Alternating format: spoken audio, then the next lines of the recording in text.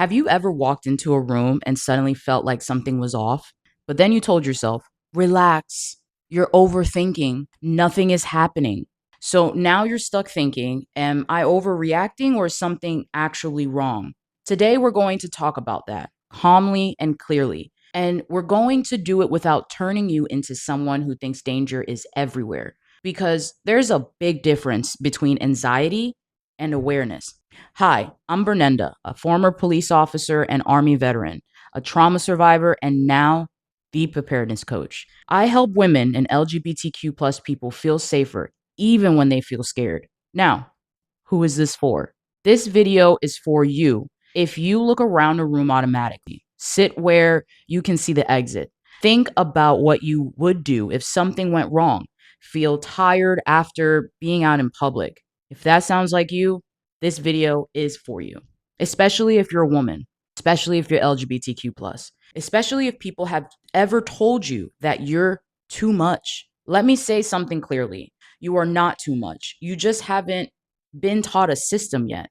The core problem.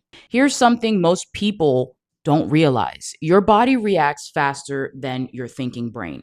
Your body can notice things like a change in someone's voice, how close someone is standing, tension in someone's face, how people are moving around the room, something in the environment feeling different.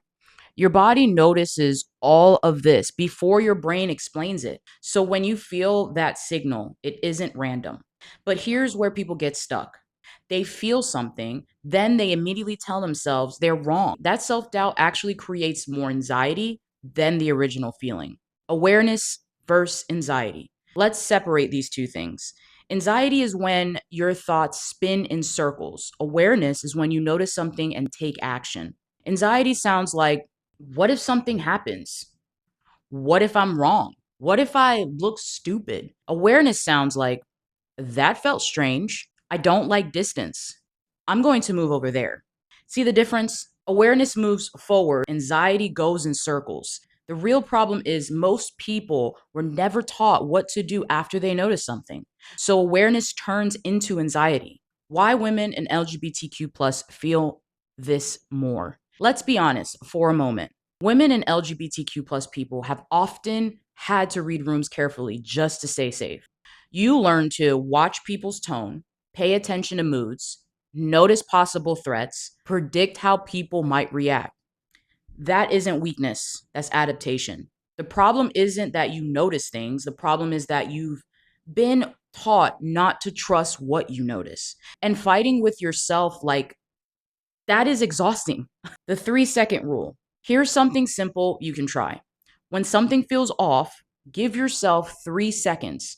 Instead of ignoring the feeling, ask, what did I just notice? Was it someone standing too close? Someone staring too long? A sudden quiet in the room? Someone watching where you move? The crowd's getting tighter? When you can name what you notice, the fear gets smaller. Confusion makes fear bigger. Clarity makes it calmer. The reframe. You're not dramatic for feeling something shift, but you do need structure because awareness without a plan can feel like anxiety. That's why I teach something called the 3C system: control, cover, communication. It's not about being on high alert all the time. It's about giving your awareness direction. When your brain knows what to do, it stops panicking. Now let's get to the real talk. If this video connected with you and you're realizing you've been fighting your instincts instead of learning how to use them, that's an important shift. I work with women and LGBTQ plus people who are tired of second guessing themselves in public, not to turn themselves into tactical experts, but to help them build calm, safety systems that allow them to move through life without shrinking themselves. If this sounds like you, tell me in the comments. Have you ever asked yourself, am I overreacting? I read every comment. Here's what I want you to remember. You are allowed to notice things. You are allowed to move somewhere else. You are allowed to trust small signals, and you are allowed to feel steady in public spaces.